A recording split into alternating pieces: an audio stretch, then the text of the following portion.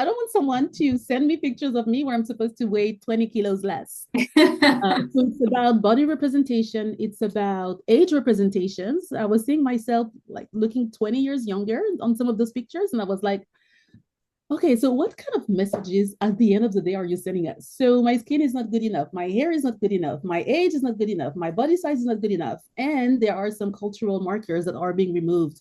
We are represented. We are represented.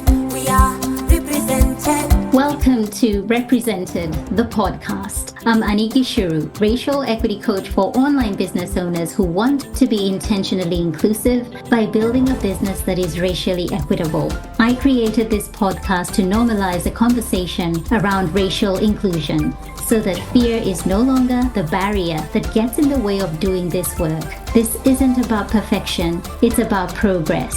Whether you're taking your first steps or you're well-versed in the journey towards racial equity, this space is for you. So welcome home, friend. Let's get started. From coast to coast, around the globe, we are represented. We are represented. We are represented. AI is shaping your coaching business, whether you realize it or not. But here's the problem. AI bias can exclude, misrepresent, and reinforce dangerous ideologies. And that directly impacts your messaging, your marketing, and ultimately your client experience. If you're using AI tools in your coaching or content creation, you need to know how bias shows up and what to do about it. That's why I created the AI Bias Guide, a free and practical resource designed for coaches and course creators who care about inclusion. In it, I share what AI bias is and why it matters for your online business, real-world examples of AI bias in marketing and client engagement, the first step you can take toward ethical AI use. Grab your free AI bias guide today by heading over to anikishuru.com/AI-bias or simply go to the show notes for the link. Hey there, friend. I have just finished recording a beautiful conversation with Christelle, and I know you're going to love her. She is so passionate about what she does, and she's truly somebody who wants to leave this world a better place than she found it. She wants her legacy to be one that lasts way past her time here, and for it to impact future generations in a really, really positive way. And her area of interest is in exposing digital colorism that is caused by AI. Let me read you her bio. She is somebody who you will want to follow. You will want to keep up with her work, but more than anything, you'll probably want to get onto her website and have a look at the AI-generated images that she has shared versus the original images that she's uploaded so that you can really begin to understand digital colorism and the impact AI is playing. But before we get into our conversation, here is a little bit about Christelle. Christelle Mombo-Zigah was born and raised in France to Congolese parents. She currently lives in Silicon Valley. She is a wife and a mother of 2 little Black girls. Christelle is a futurist, an ambidextrous leader, and a problem solver who believes in the power of technology to make the world a better place for everyone. She believes it is imperative to make AI accessible to everyone and to implement policies and regulations in the public and private spaces to prevent pernicious effects of discrimination, historical data, and harmful algorithms at scale. She recently founded Digital Colorism, an impact audit assessment that helps companies identify and mitigate biases in digital humans. She knows biases in AI can be fixed, and she's on a mission to tackle this well-known challenge. Without further ado, here is Christelle. Hey there, everyone. Welcome back to another episode of Represented Podcast. I am so happy to have you with me here, Christelle Mombo-Zigah, all the way from LA in America. Is it LA or Silicon Valley? Silicon Valley, yes. Silicon Valley. Yes, I think I was looking at California. the time zone, which showed me it was like Yes. LA time zone. You are doing some really incredible work when it comes to digital colorism, and AI generated images. But I want us to kind of go back, Christelle, if we could, for you to share about how you arrived here. And in reading a little bit about you, Christelle, you're a daughter of Congolese parents, born and raised in France, and I can hear a little bit of a French accent when we were talking Yes. before I pressed record. Mhm. How did you arrive here doing this work and starting your own company? Thank you. Thank you so much, Annie, first of all, for the opportunity, for having reached out to me on LinkedIn. It's always a pleasure to meet like-minded professionals and to be given a platform to share more about who I am and what I'm working on and why I'm doing it. So as you said, my name is Christelle Mombo-Zigah. Christelle is a typical French name. Mombo is a Congolese last name from the west coast of the Congo. And Ziga is my husband's last name, is originally from Togo and Ghana. I was born and raised in France. I left France 14 years ago. I was expecting to live the American dream. Yes. That's a dream that I had grown into since I was a little girl. Since I was 8. Mhm. I was fascinated about pop culture, Michael Jackson, Yeah. and then all those R&B singers. I wanted to look like them. I wanted to be like them. And I had also been a lot exposed with Black history Mhm. and from an African American lens or Black American lens. And I could relate at so many levels. Coming from the Congo DRC, I never really had a chance to go growing up there. My parents never talked about what they went through and Right. why they left. So it was a way for me to find a connection with a community that I felt the closest to through, again, pop culture and what I could have access to in the media. So from the age of 8 to maybe 19, 20, I did everything that I could to move to the United States and to live the American dream. I studied international economics Mhm. with an emphasis on English that I was already speaking fluently before moving to the United States. Yes. All my internships were in the United States, as much as I could travel back and forth from France to the United States.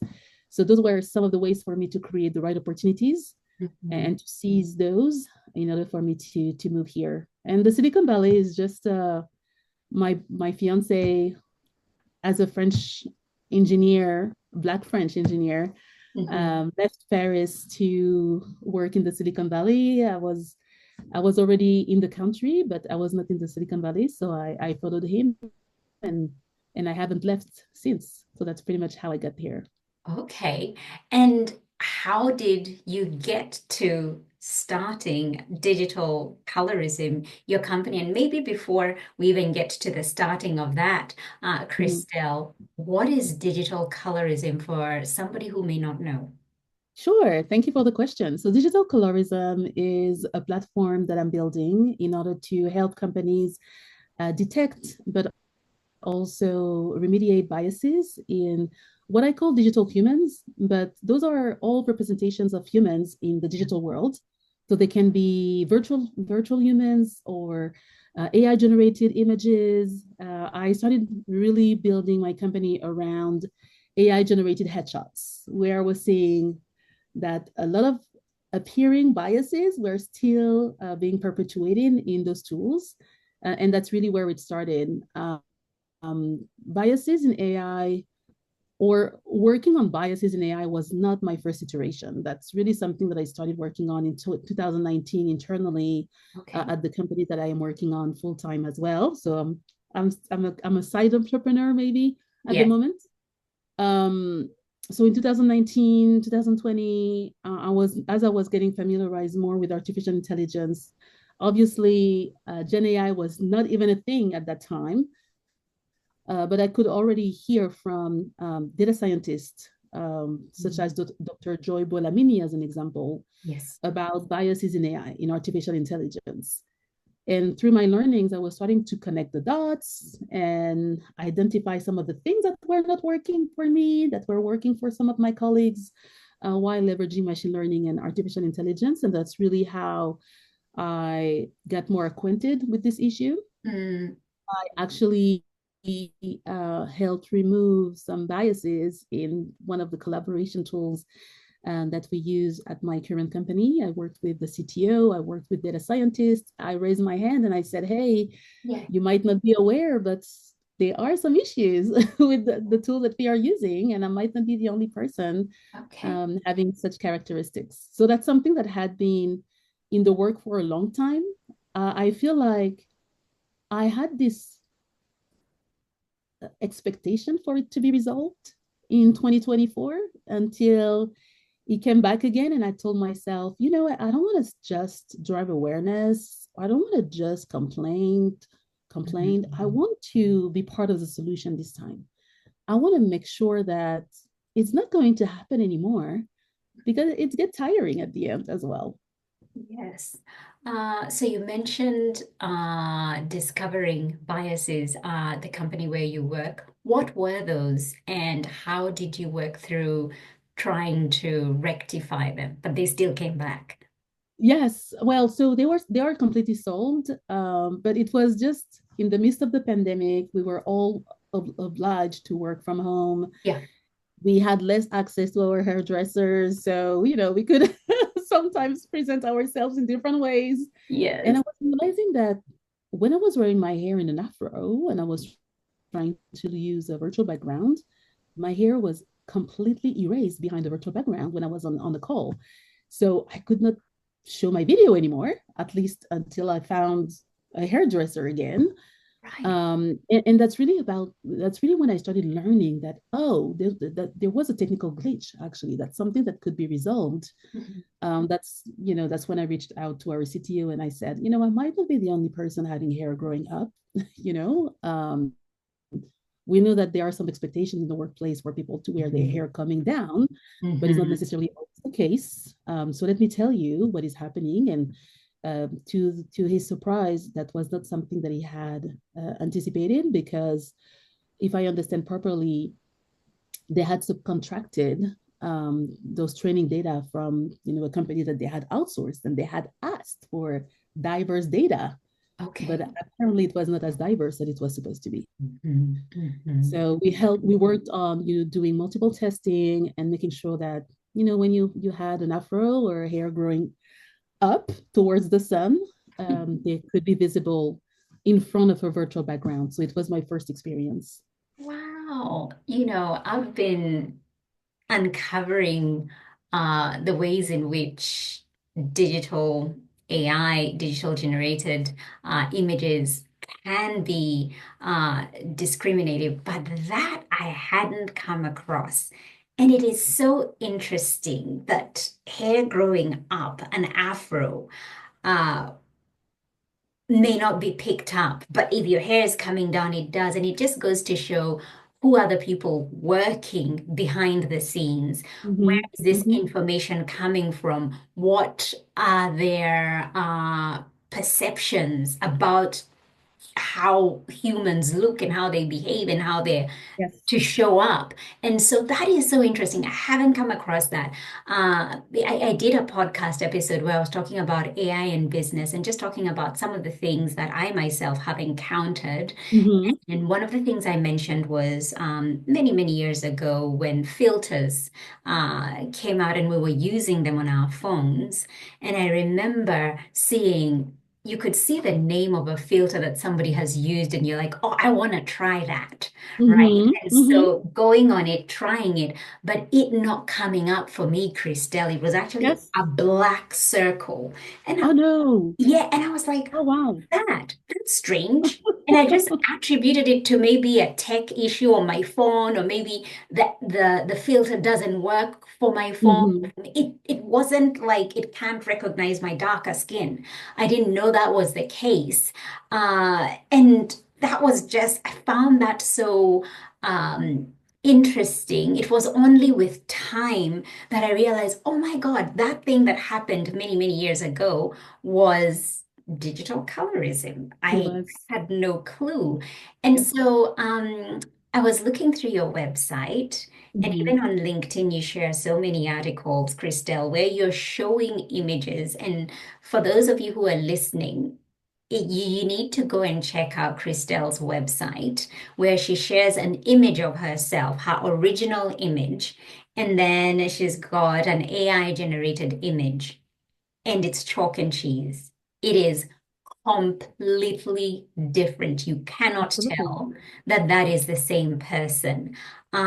Talk us a little bit through that discovery that you made. Mm-hmm. What kind of led you to going to get that done, and how that landed for you when you saw the results? Yeah, yes, absolutely. So I live in the Silicon Valley. I work in the technology industry. There have been a lot of changes and shift in this industry where uh, people are being laid off, and the job market is very dynamic. So late end of September, early October, I was just trying to find a way to revamp my LinkedIn profile. I've always been very active on LinkedIn, but I was telling myself, hey, I'm not necessarily showing up the way my picture is reflected on LinkedIn. I would like to do something a little bit different. And instead of paying for a professional photographer, and because I'm big on AI, and that's really a technology that I've always been very attracted to and learned pretty much from A to Z. I told myself, why not using AI? Right. And again, the issues that we were aware of were in 2019, 2020. I'm sure that with Gen AI, Open AI, Mm. all those exponential growth that we've been seeing in the industry and the market, all those new features, I'm sure that those issues and challenges are resolved. So I started with one, which is actually the one on my website, and I started with free of charge platforms and tools. Why paying for something if as they have a free of charge options? Yeah. And that's when I realized that, okay, usually those platforms, they ask you to provide like 3 to 12 pictures of yourself.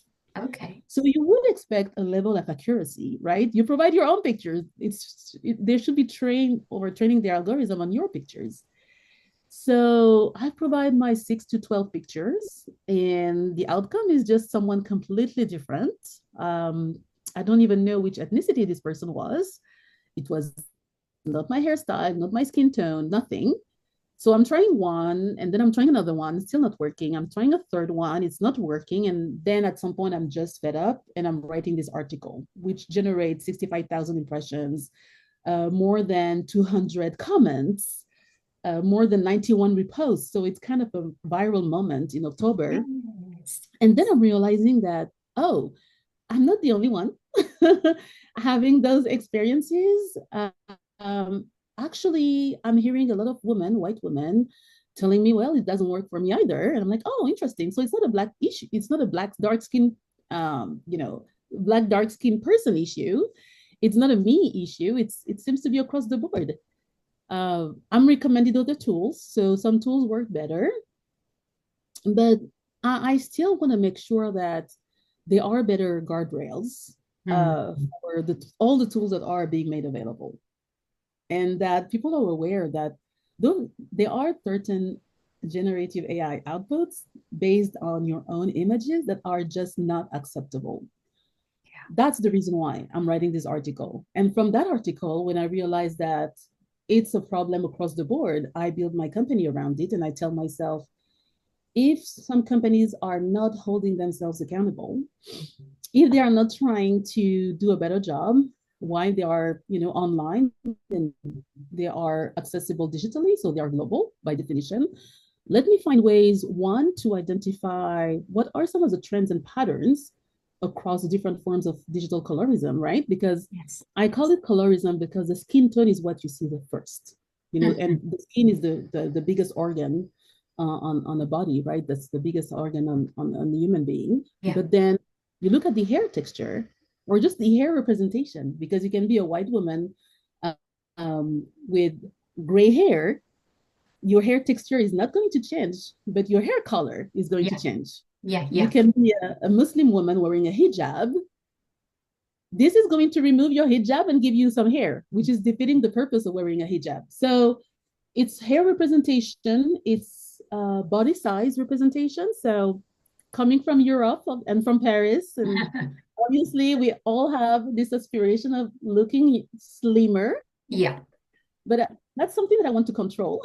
I don't want someone to send me pictures of me where I'm supposed to weigh 20 kilos less. So it's about body representation. It's about age representations. I was seeing myself like looking 20 years younger on some of those pictures. And I was like, okay, so what kind of messages at the end of the day are you sending us? So my skin is not good enough. My hair is not good enough. My age is not good enough. My body size is not good enough. And there are some cultural markers that are being removed, such as the hijab or piercing or tattoos.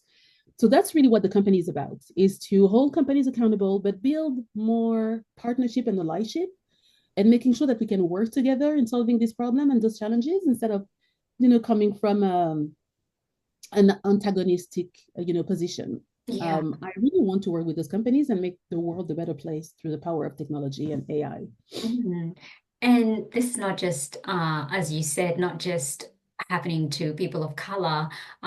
White people are being impacted as well, but also men are also Yes. impacted. This is not something that is just women. I know for women, there are some who have said that their images have been made to look more sexualized Oh, yes.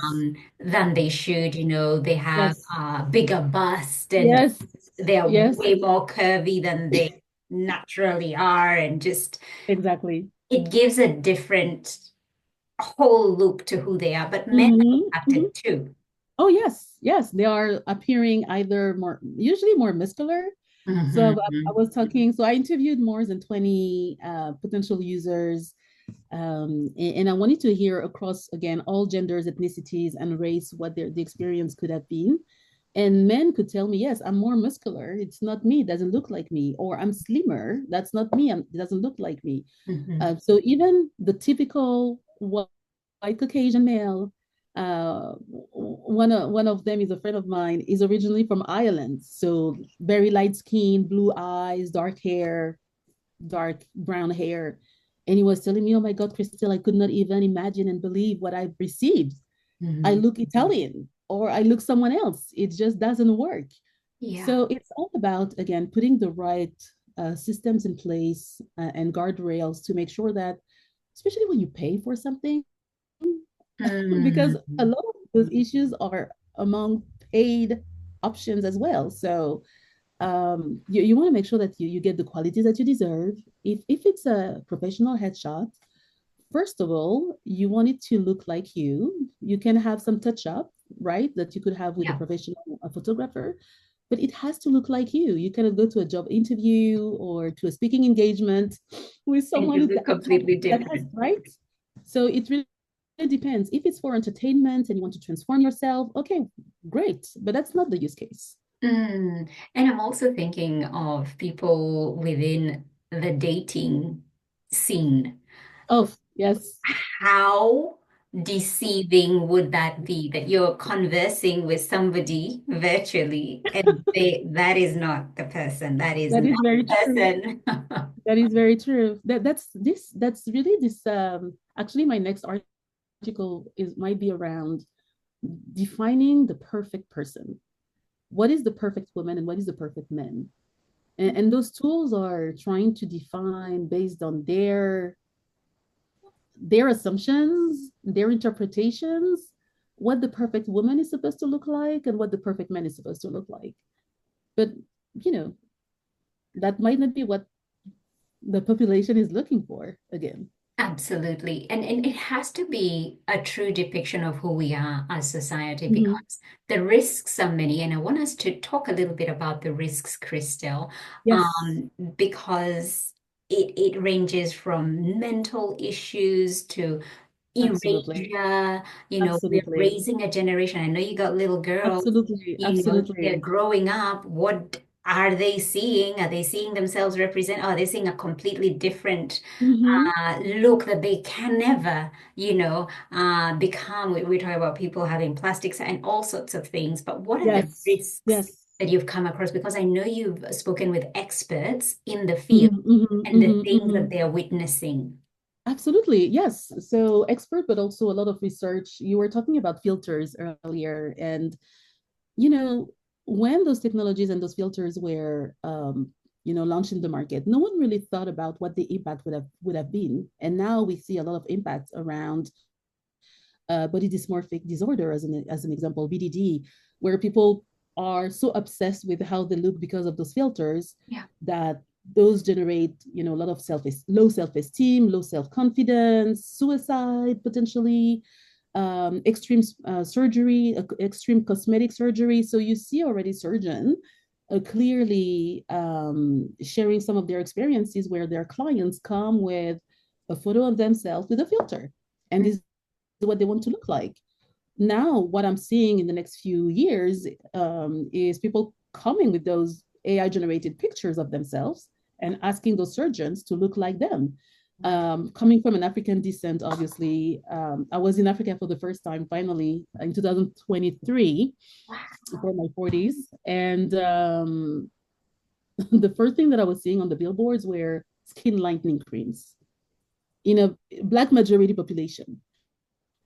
And I was like, with all those AI tools that are lightening my skin tone, which I love and I embrace, I've been embracing my skin and my my dark skin melanin for since I was young because my parents showed me how to love it, embrace it, and it was never an issue for me. Yeah. But they keep on telling me that my skin is too dark and needs to be lightened. This is going to increase again, such practices that we already see in Africa, so skin lightening and skin bleaching, that Yeah. are already very well, um, uh, very well applied and implemented in Africa, but also in Asia, Yes.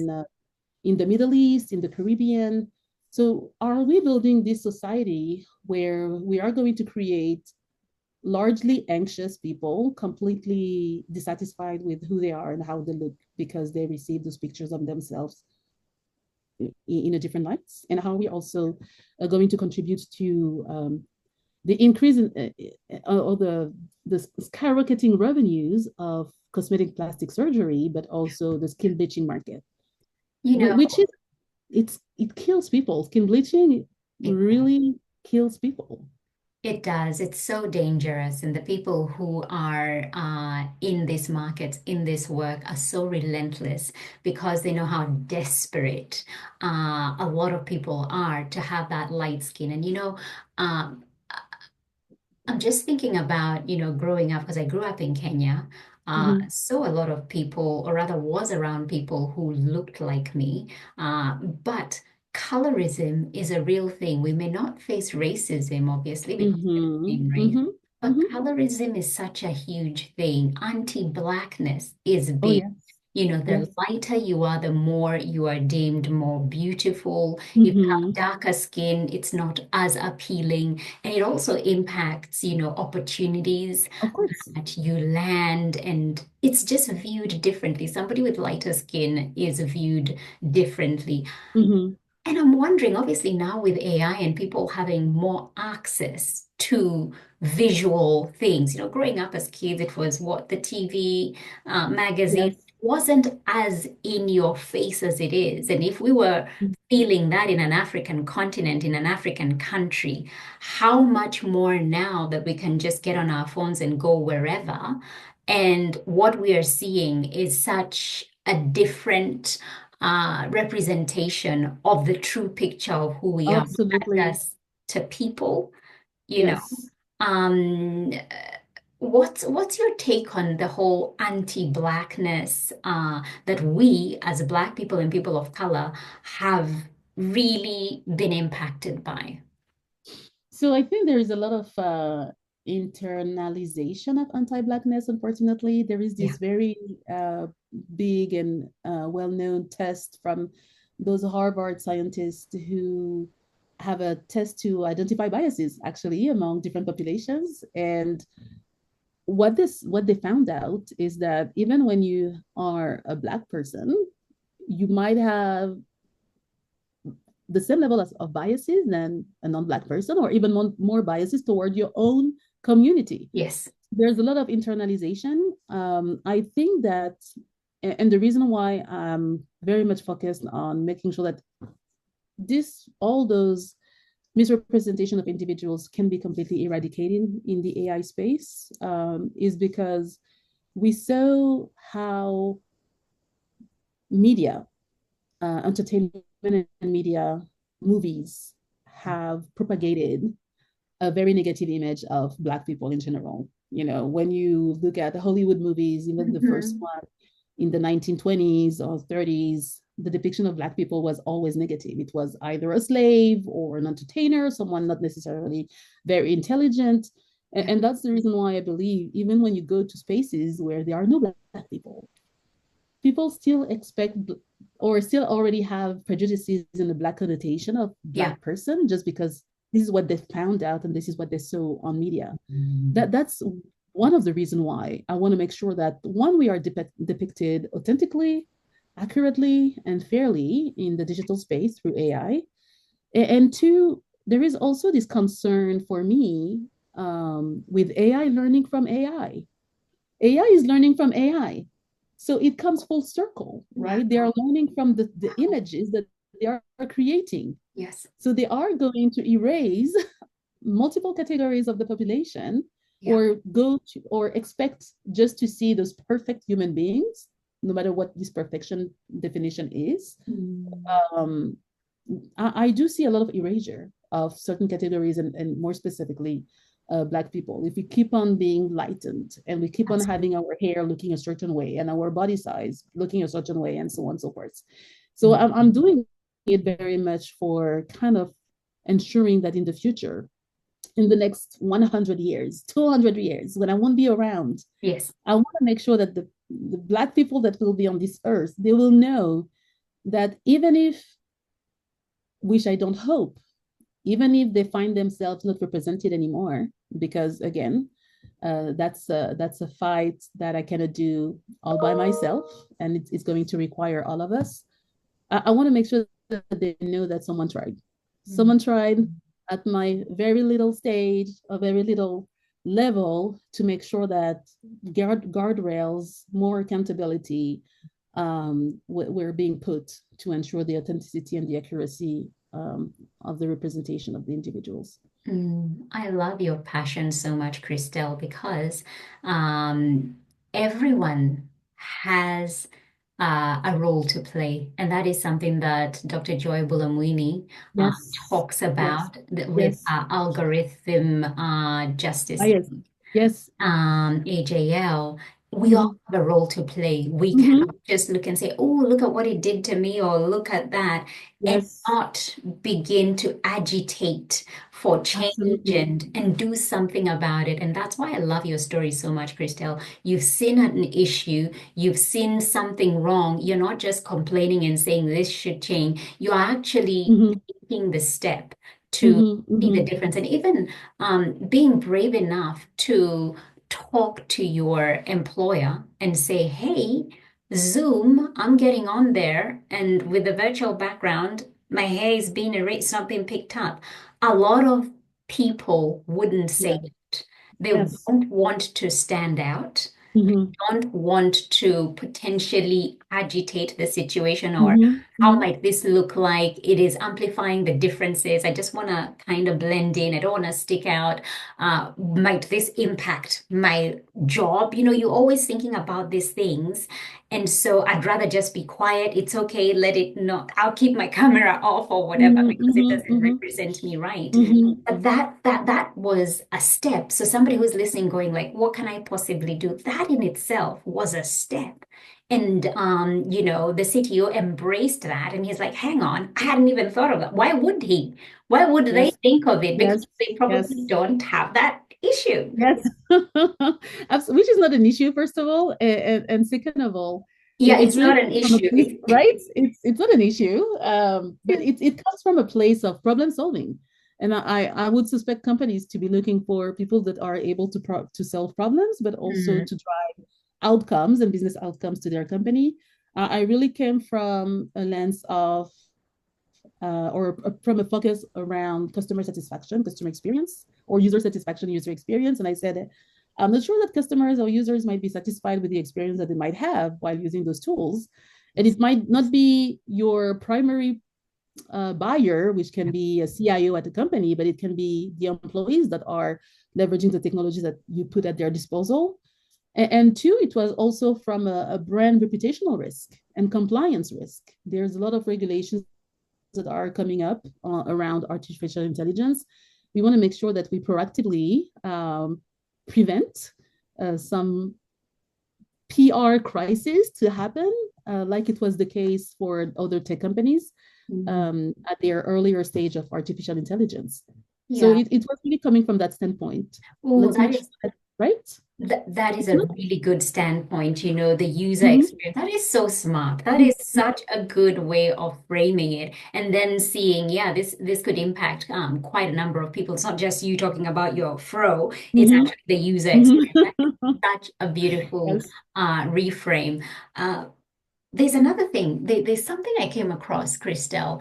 I was Mm-hmm. watching a video, and this person was talking about the different color grading that is Yes. used for movies. Oh, yes, for For movies. Okay. movies. So, you know, if it's a movie that's been shot in, say, the US, it Mm-hmm. has a very specific color grading that they use. And she was using examples, like she was showing this is a US movie, it's been shot in the US, this is how it looks like. If it's been shot in, say, somewhere like Asia, it has a different color grading. It's not as Interesting. crisp. It's not as, you know, that kind of um, clear, very, I don't know, it had a different feel. If it was European, Mm-hmm. it also had a different feel. And then you get to Africa, and the grading was like, and she called I can't remember what the colors were, but she Oh, named the colors, and she's like, there was like a brownie color. And when you think about it, it does. Like when you think about, and she was using examples, and it was clear as day, clear as day. yes. You could see the different color grading for the different regions. It is so Mm, interesting. Things that we are consuming, we are none the wiser. We are not aware, but it also yes. is something that impacts our perception. So even as we think of Africa, we're thinking of it with that brown tint without even knowing. And then when you're looking Mm-hmm. Mm-hmm. at the US and Europe, it's a different, cleaner Mm-hmm. vibe. Mm-hmm. And I thought that was so interesting. It is super interesting. I will need to look at this documentary for sure. I know that there is this woman that I met on LinkedIn, and she told me about the Shirley cards. I'm trying to find her name because I want to give her justice. And oh, Samantha Sims. So she was telling me about the Shirley cards, which is a story that I had never heard about. In the late or early 40s, Kodak, you remember for that Kodak, Yes, the, yes, the yes. picture company, they were receiving a lot of complaints from dark skinned people, Black people, because when they were taking pictures, those pictures were not representing accurately the skin tone of Black people in the beginning. And it only took complaints coming from furniture companies And selling chocolate, and chocolatiers. chocolate companies. Yes. Yes, Yeah. it only took their complaints for them to really adjust all the different, I don't know, color system that they had to make it more sublimating for Black people or Black skin or darker Absolutely. skin or brown skin. So Yeah. it tells a lot. It tells a lot on where the priorities are, right? And it tells also a lot around should we always wait for others that do not necessarily go through the same lived Mhm. experiences to solve for those issues. And At the that is so interesting that it took furniture and chocolate Yes, years yes, for this change to be yes. implemented. And I do remember back in the 80s, we'd take those Kodak photos, Oh my goodness. and sometimes it would be okay, not really okay. Some it would be acceptable, and then other times it was just completely dark, just teeth and the whites of your eye, and you're like, "Oh, that didn't come out too well." And you're like, use the flash. I remember like use the Yes. flash. Oh And my God. yeah, the settings have obviously the default is whiteness. The Mm-hmm. default is Mm-hmm. whiteness on so many So things many levels. that So we many don't levels. know. And so coming back now to how do we fix this biases? Like, Mm-hmm. how does your company then come in? Where do you even begin in terms Yes. of coming into an organization or a business and assessing and Mm-hmm. trying to fix whatever those biases may be? Because biases are unconscious. We don't know they're there. So how do you begin the process?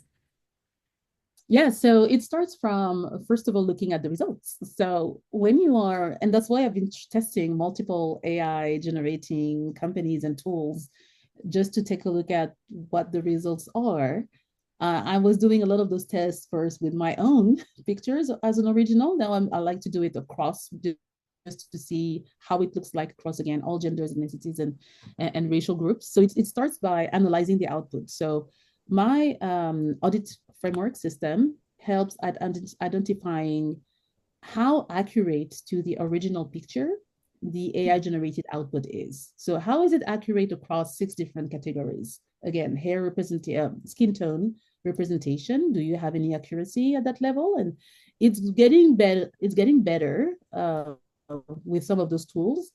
Not with all of them. I was trying last December a very well known paid ones.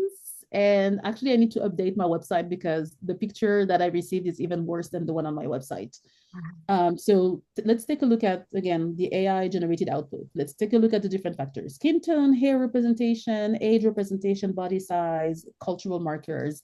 I'd like to also take a look at whether there is a correlation between the price you pay of it or versus it is, or whereas it is free of charge, and the quality that you get. So I like to use accessibility as a factor as well, just as an indication.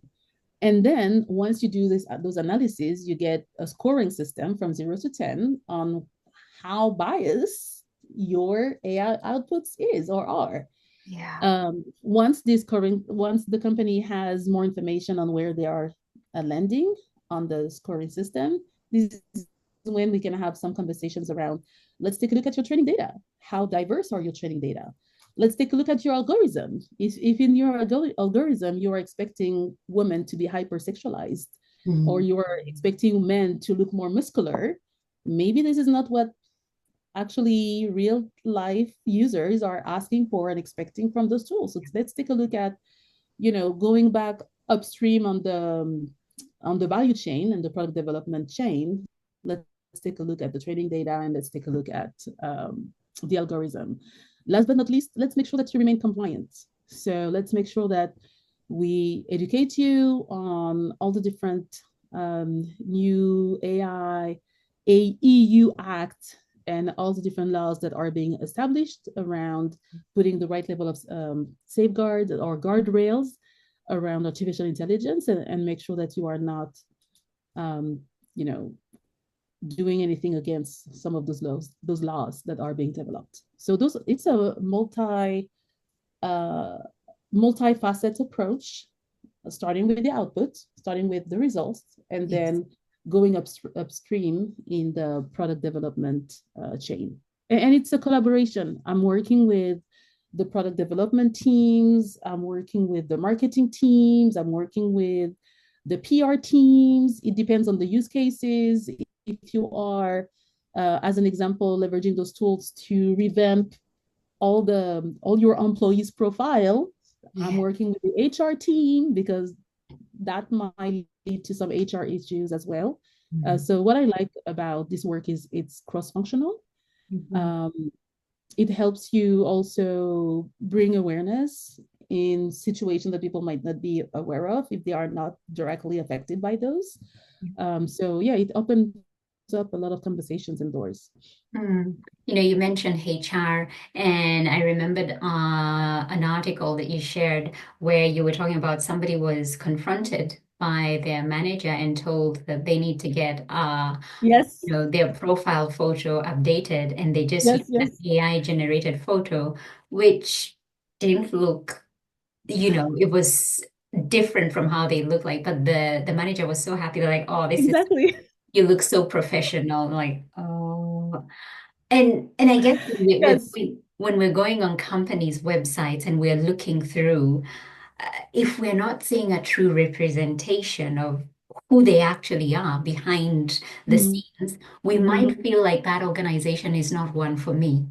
If you're looking around mhm. and you're seeing who are the leadership team, who are the people in the different departments, and those are the images that are being used, you feel like there's no room for somebody like me. Exactly, exactly. It's harder to relate on on the personal level with some of those pictures as well. As I was interviewing some of the users, they were telling me, even though it looks like me, it's not, it doesn't feel real to me. Yeah. So there is something that doesn't look real. And I'm very hesitant to use it even in a professional setting. I don't mind sending it with my friends on Facebook or on WhatsApp or Instagram, but on at a on a professional on a professional level, I'm not yet ready. So I think there's going to be or need a lot of additional development to make sure that not only the from a bare minimum standpoint, we want the right level of accuracy, authenticity, and Yes. fairness around those pictures, and then making sure that they are looking more like humans as well. Absolutely. Oh gosh. Now, I know you've written a few books. You're a writer. Oh, yes. Christelle, you are touching so many things. And even I have to mention this that you speak a number of different languages, and you're in the process of learning Portuguese, Yes, oh my God. speak French, English, Spanish. I've learned Spanish, Swedish, learned Arabic. Portuguese, I've learned, Swedish, Arabic. I mean, you yes, are just this person who is so eager to learn.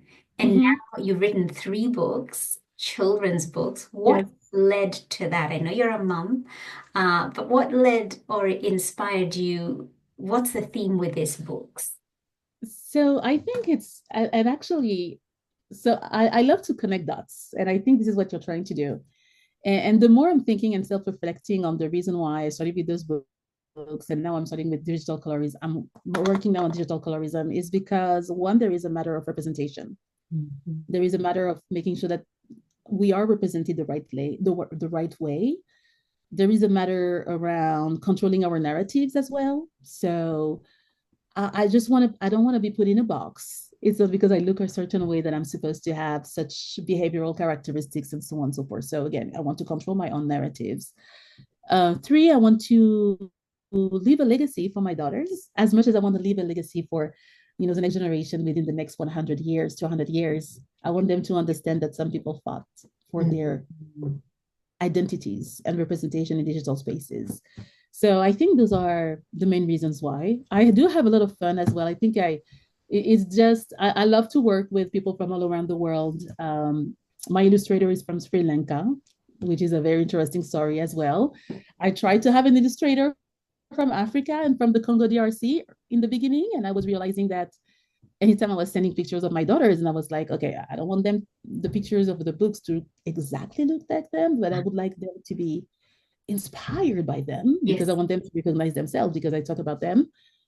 I was getting mixed girls. My daughters are black.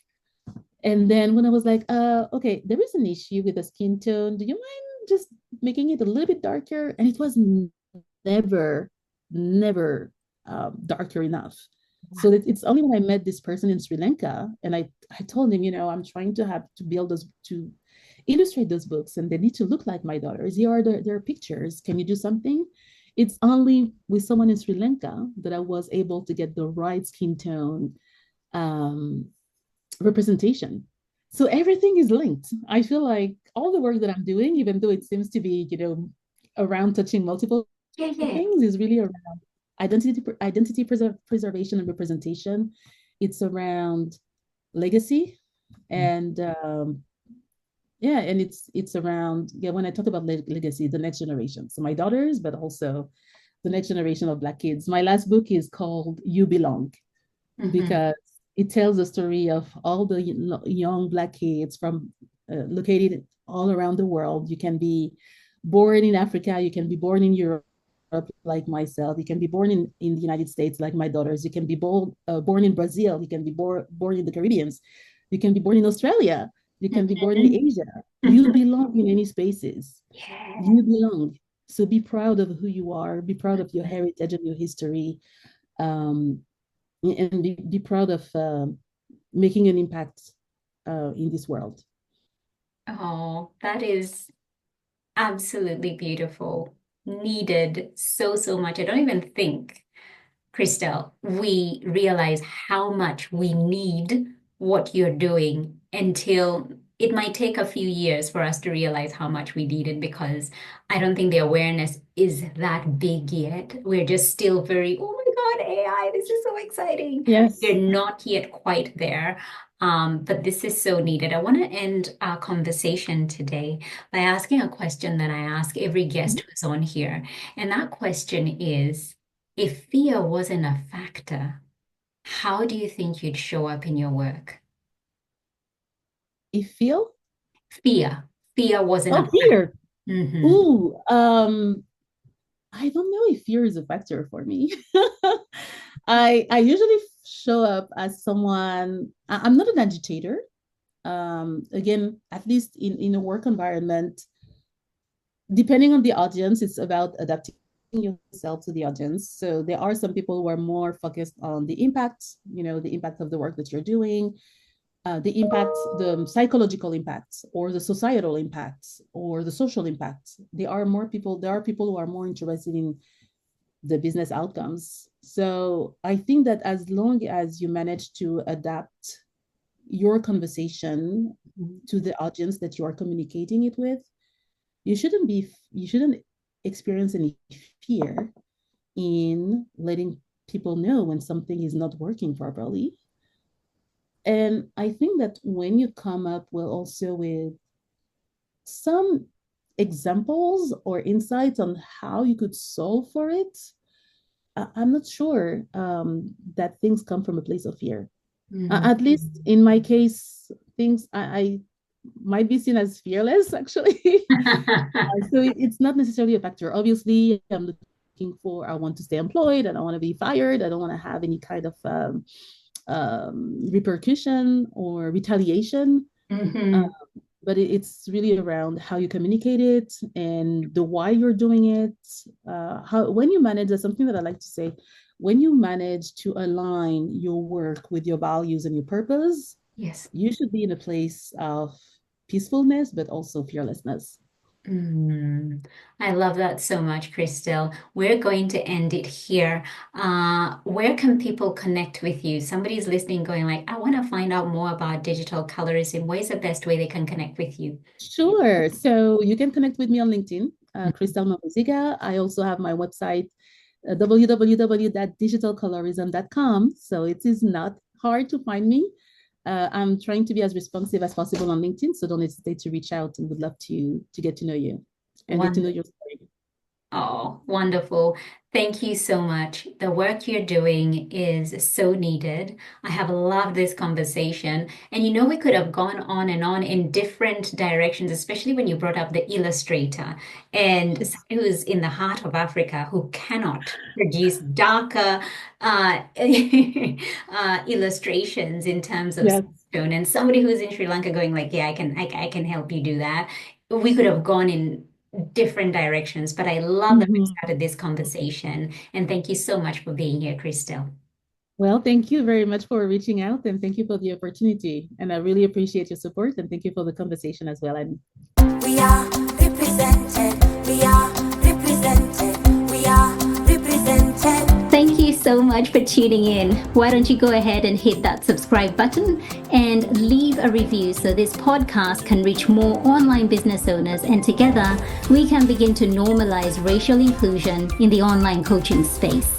I'd love to acknowledge the traditional owners of the land where this podcast episode was recorded, the Wiradjuri people in central New South Wales, Australia. Music produced in Nairobi, Kenya by Patrick St. P. Mbaru and Kambua Mathu. Vocals by Joanne Matata. Represented from coast to coast.